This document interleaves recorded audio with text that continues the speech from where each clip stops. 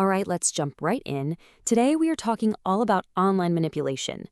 Those, invisible forces that are quietly shaping pretty much everything we do every single day. Have you ever had that weird moment you're scrolling on your phone? You might not even say anything out loud. You just think about needing something new.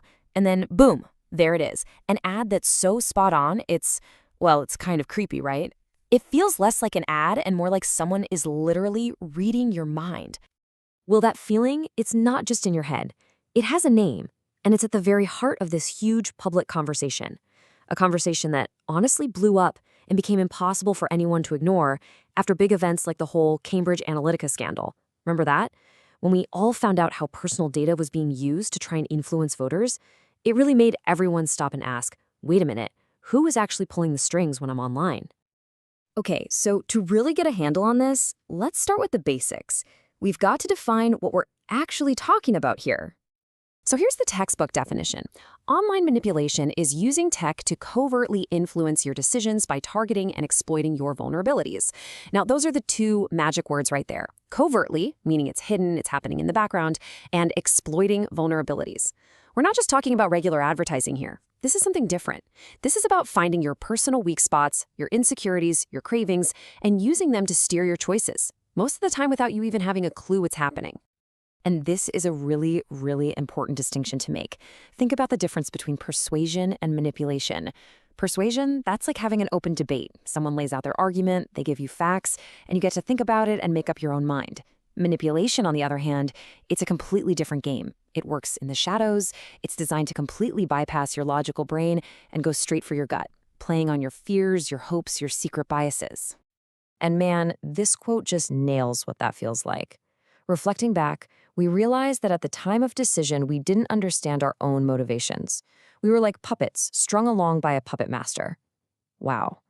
I mean, that's it, isn't it? When you look back and realize you've been manipulated, it's this incredibly unsettling feeling that you weren't really in the driver's seat.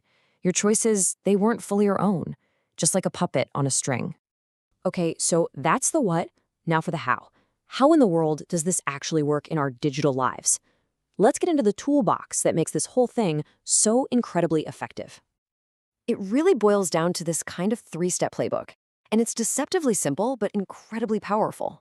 Step 1, they watch everything you do to learn your vulnerabilities. Step 2, they build platforms that use those vulnerabilities against you. And step 3, the really clever part, the technology itself is designed to hide the fact that any of this is even happening. So let's break that down. Step 1 is pervasive surveillance. Think about it.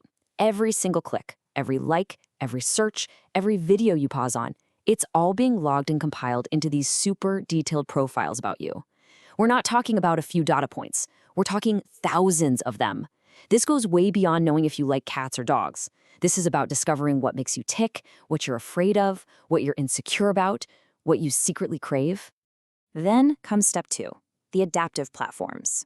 The websites and apps you use every day, they're not just static pages. They're what you could call choice architectures that are constantly changing and adapting to you in real time. They use all that data to figure out the exact moment you're most susceptible. Maybe you're bored or tired or feeling a little down. And bam, that's when they hit you with that perfectly crafted push notification or that eerily specific ad. And this brings us to the final and maybe most brilliant piece of the puzzle, technological invisibility. It's like a magic trick. The better the technology gets, the more it just disappears into the background, right? When you're scrolling on your phone, you're not thinking about the circuits and the code. You're just absorbed in the content. You're looking through the technology, not at it. And that makes it the absolute perfect, invisible vehicle for this hidden influence. Okay, so this is all pretty unsettling, to say the least, but what's the real damage here? What is the actual price we're paying for all this? Let's get into it. It's easy to think, so what? So I get tricked into buying a pair of shoes I don't really need, or I sign up for a subscription I'll forget to cancel. Is the harm really just to our wallets? Is that the whole story? Well, the research here says absolutely not. The real damage goes so much deeper. That wasted money, that's what's called an economic harm. And yeah, that stinks. But the far bigger, more dangerous issue is what's being called autonomy harm.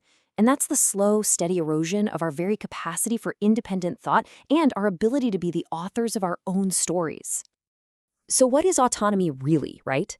At its core, it's the capacity to live your own life. It's about making decisions, the big ones and the small ones, based on reasons that you yourself recognize and endorse, reasons that are yours. It's about being in the driver's seat, without some unwelcome, invisible influence pulling the levers from the back seat. And here's the absolute crucial takeaway. The fundamental harm of manipulation isn't the outcome of your choice, it's the process. It's about how you got there. Think about it. Even if a system manipulates you into making a quote-unquote good decision, like eating healthier or saving more money, it's still harmful. Why? Because it undermines your ability to author your own life. It robs you of the dignity and the self-respect that comes from making a choice for yourself. And this isn't just an individual problem, not by a long shot. This has massive, society-wide ripple effects. Because autonomy, that's the very foundation that democracy is built on. I mean, if we as individual citizens lose our capacity to self-govern, to think and choose freely, then how on earth can we be expected to collectively self-govern? The whole system starts to crumble. Okay, so this is a huge, huge challenge. It can feel a little overwhelming, but it's not hopeless. So the big question is, what can we do? How can we start to fight back and reclaim our autonomy? Let's look at a few strategies. The material we're looking at here suggests 4 big ideas. First, curtail digital surveillance. Basically, you gotta limit the data fuel that powers this whole machine. Second, we need to start problematizing personalization. Is all this convenience really worth the price we're paying in autonomy? It's a question we have to ask. Third, promote awareness and understanding. Give people the tools to actually see and manage the forces trying to influence them. And fourth, and this one's huge, attend to context. We have to recognize that what might be acceptable for a company trying to sell you something is absolutely not acceptable when it comes to politics or civic discourse. So, all of this leaves us with a really big and, frankly, very personal question to think about. In a world that is more and more designed to influence us, to nudge us, to steer us in 1,000 tiny ways, how do we make sure that we're the ones still holding the pen? How do we remain the authors of our own lives?